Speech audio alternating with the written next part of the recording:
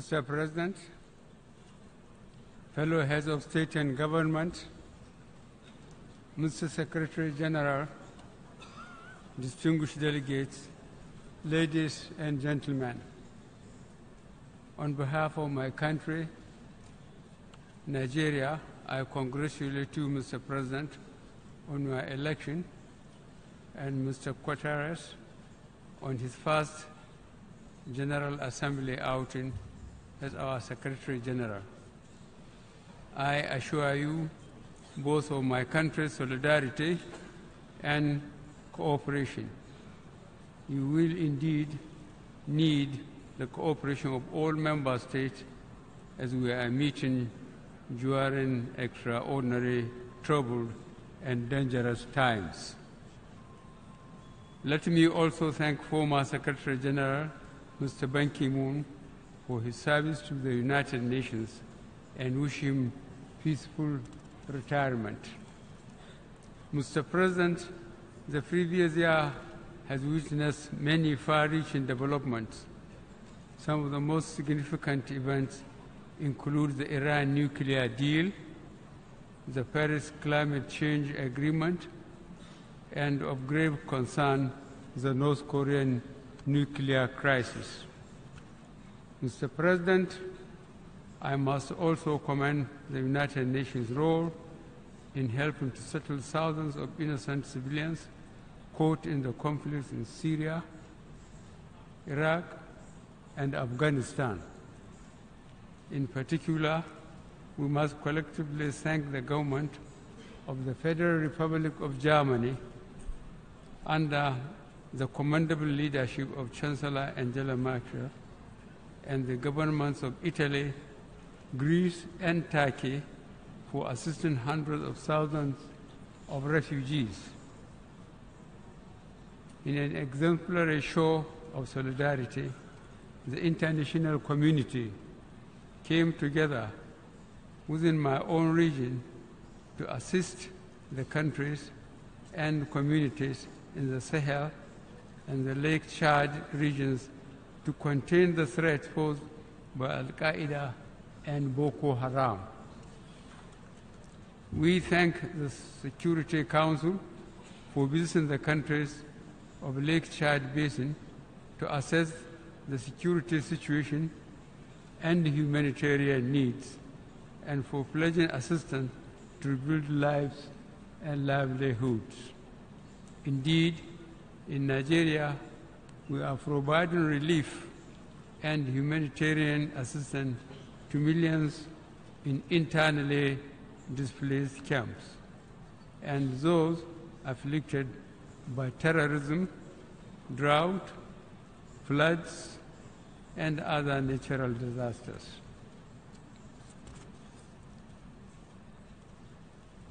In the last year, the international community came together to focus on the need for gender equality, youth empowerment, social inclusion, and the promotion of education, creativity, and innovation. The frontiers of good governance, democracy, including holding free and fair elections, and the enthronement of the rule of law are expanding everywhere, especially in Africa. Our faith in democracy remains firm and unshaken. Our regional organization, ECOWAS, came together to uphold democratic principles in the Gambia as we had done previously in Côte d'Ivoire.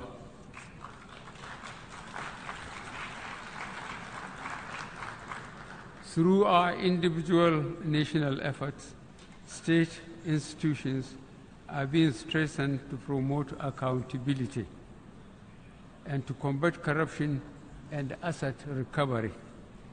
These can only be achieved through the international community cooperating and providing critical assistance and material support.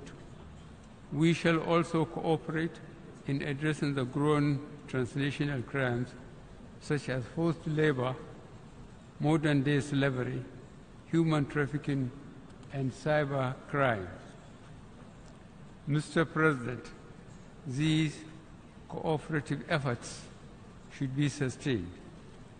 We must collectively devise strategies and mobilize the required responses to stop fleeing ISIS fighters from mutating and infiltrating into the Sahel and the Lake Chad Basin, where there are insufficient resources and the response capacity is weak.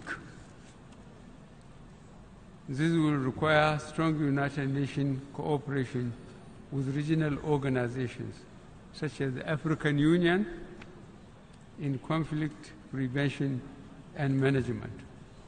The United Nations should continue to take primary leadership of the maintenance of international peace and security by providing, in a predictable and sustainable manner, adequate funding and other enablers to regional initiatives and peacekeeping operations authorized by the Security Council.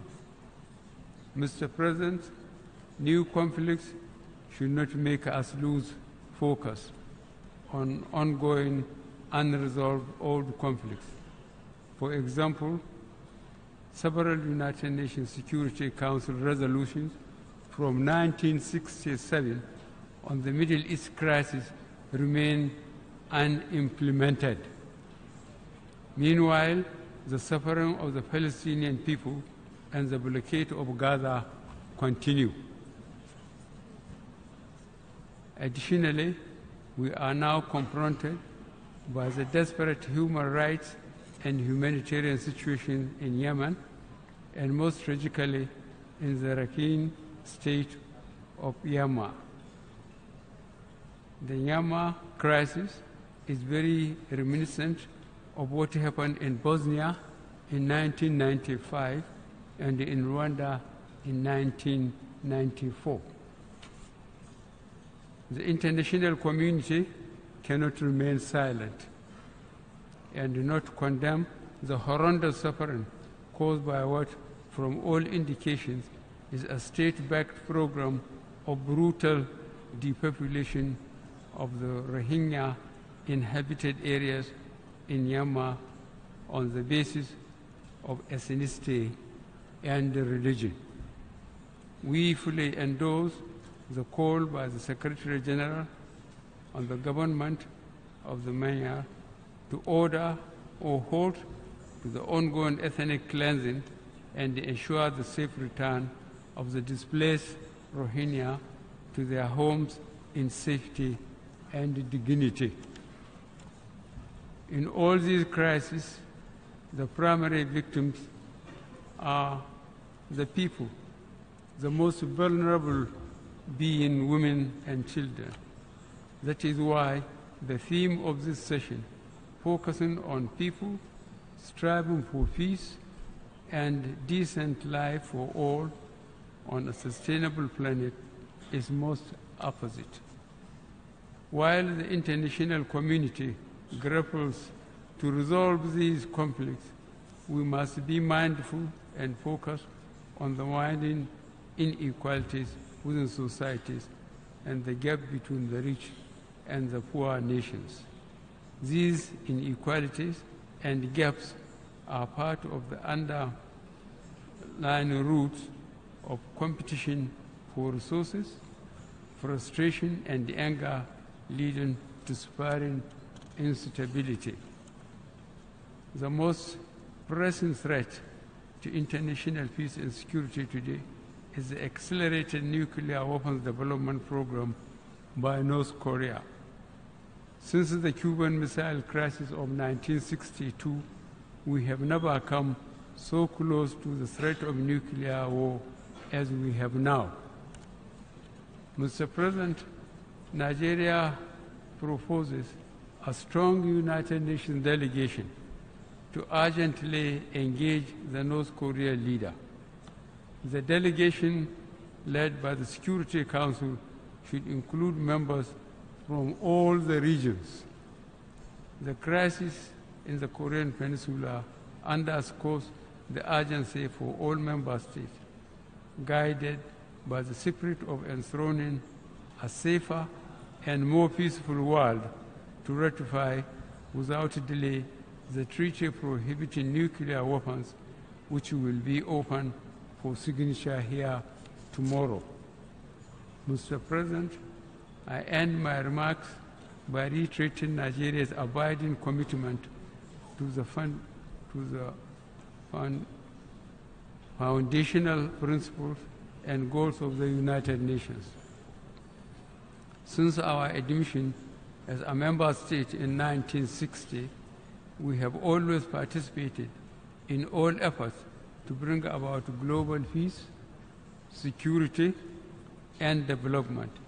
Nigeria will continue to support the United Nations in all its efforts, including the attainment of the 2030 Agenda for Sustainable Development. I thank you.